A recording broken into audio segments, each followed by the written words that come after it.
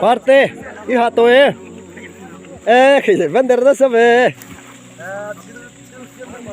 đây sao hắn cho tụi mình cần thế nào là chuộc đây rồi với chơi hạ đón mày Krista pasal thali ran đi hay mi som pasari lain thật là ngạ nó mắm mày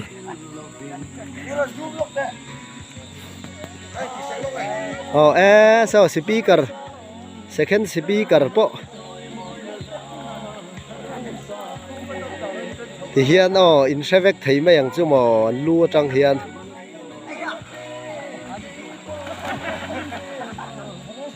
hay mà muốn ăn thì nãy bể hi hay hết tay parte à kita deal chắc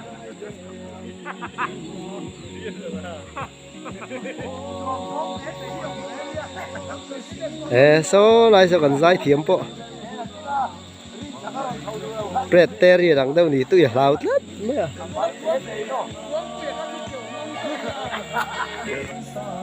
bây giờ mấy lui ai đón lo